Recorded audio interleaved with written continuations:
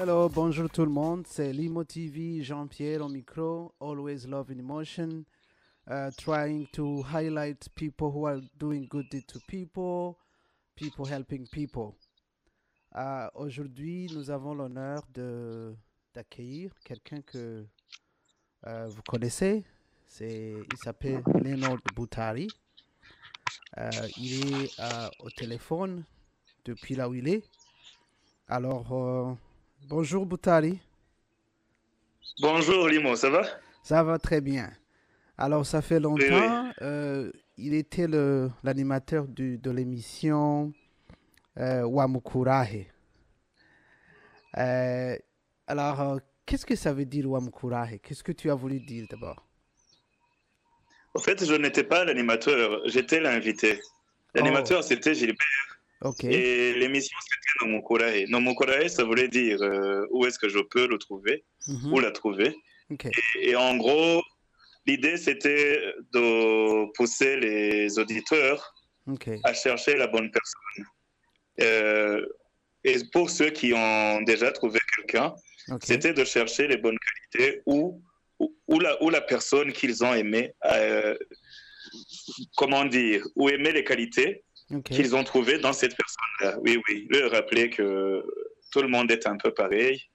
Il n'y a personne d'aussi original, aussi spécial que les autres. Ok. C'est juste que quand on se concentre sur les défauts, bon voilà, on a envie de quitter. Et quand on se concentre sur les qualités, on a envie de rester avec la personne. Alors, Donc l'émission était centrée sur comment trouver la bonne personne. alors l'invité s'appelait Boutari Renaud. Alors, qui est Boutari Renaud?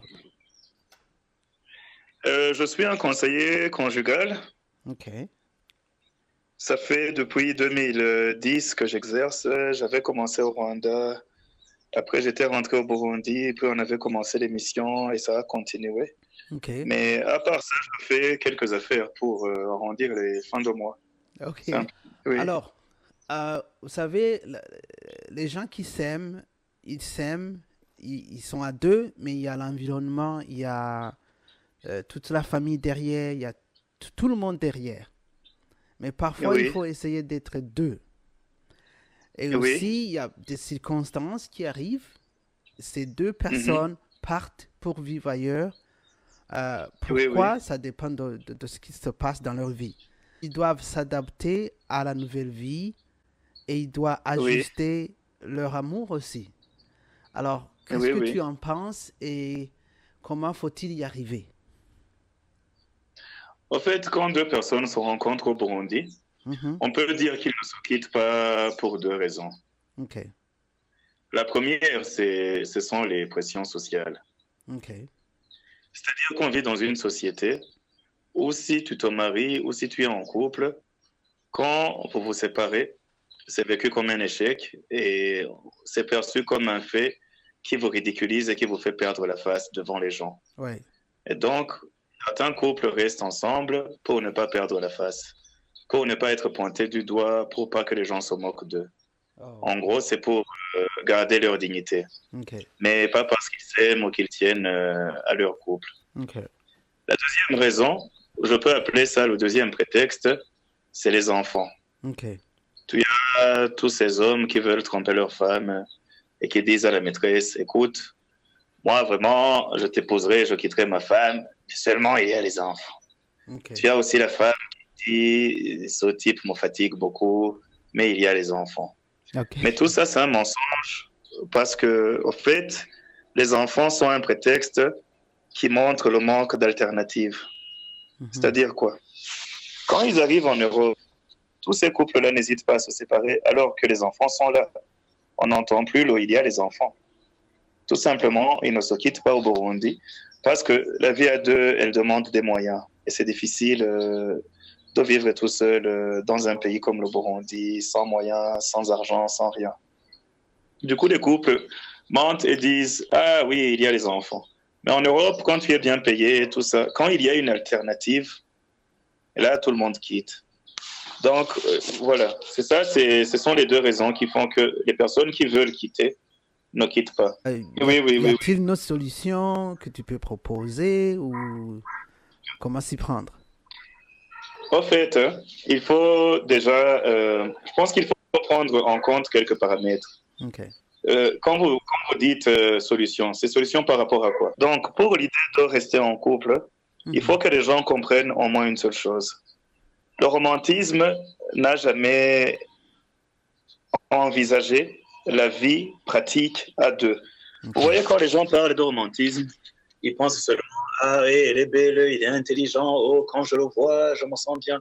Mais jamais, le romantisme n'a jamais évoqué comment vivre concrètement et de manière pratique et pragmatique la vie à deux. Mhm. Et quand tu remarques bien, hein, les gens, quand ils se mettent ensemble, on dirait qu'ils ne vont pas parler des choses concrètes. Par exemple, quand tu arrives en Europe ou au Canada, personne ne dit vraiment qui va faire le ménage, qui va passer l'aspirateur, ou qui va... Les tâches concrètes, Oui, la vie oui. pratique à deux. Ok. Et quand les gens n'en parlent, ça devient une des choses qui les séparent. Ouais. Je vais expliquer après pourquoi. Mais il faut que les gens comprennent que, par exemple, les histoires d'amour que nous entendons, c'est un grand problème. Hollywood, tous les films qu'on a regardés, ça se concentre sur la rencontre. Comment les gens se sont vus, comment ils se sont rencontrés, les premiers rendez-vous, les petites erreurs et tout ça. Après, quand ils se disent oui, on nous dit qu'ils ont eu des enfants, de nombreux enfants, et qu'ils ont vécu heureux. Mais Mhm. jamais on ne nous dit comment ils ont vécu. Ouais, c'est ça. Donc, les gens oublient que, en fait, la vie à deux, elle est ennuyeuse, elle est ennuyante, elle est Oui. boring. Si tu veux une vie stable, tu auras une vie qui est ennuyante. Ok. Et ça, les gens ne sont pas préparés à ça. Ils croient qu'il y aura des excitations constantes, qu'on sera constamment stimulé émotionnellement. Il faut qu'il y ait quelqu'un qui paye la scolarité, il faut qu'il y ait quelqu'un qui paye à manger. Et c'est ces choses-là qu'on n'a jamais appris à envisager dans la vie à deux, qui font que les gens ne sentent plus l'amour. Donc, tu trouveras quelqu'un qui dit, oui, j'aime ma femme et mes enfants, mais je ne ressens plus rien. Ou une femme qui dit, oui, oui, Dieu m'a donné des enfants superbes, un mari qui est bien, mais franchement, je crois que je ne l'aime plus. Tout simplement parce qu'elle ne ressent plus rien. Et il y a des solutions, au fait, pour ressentir quelque chose. Ok. Il y a des manières de les aider. Mais d'abord, il faut qu'ils comprennent que la vie à deux pose un problème parce qu'il faut que ce soit routinier. La routine est nécessaire pour la Ouais. stabilité. Et la routine emmène l'ennui.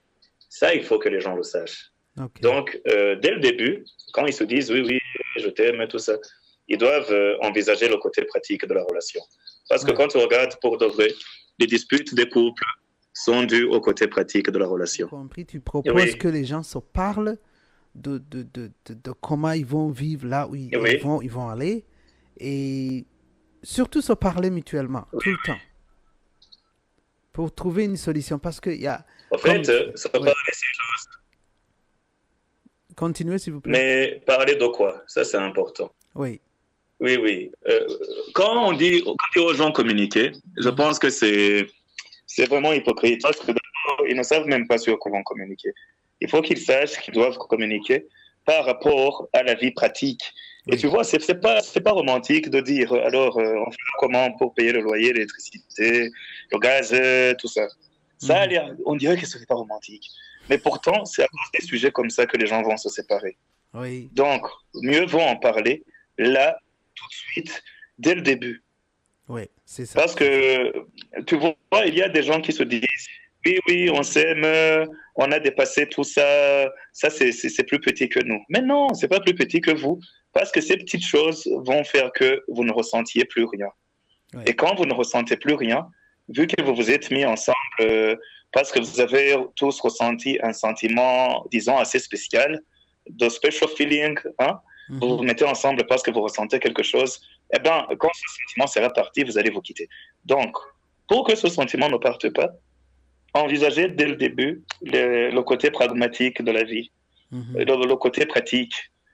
Parce que dire aux gens communiquer, c'est une chose. Parce que dire aussi chéri, chouchou, tout ça, c'est de la communication. Mais non, Oui. c'est pas ça qu'on leur demande de communiquer. C'est de communiquer d'abord par rapport au côté concret et pratique de la vie. Oui. Ça, c'est très, très, très important. Il faut qu'ils le sachent. Oui, oui.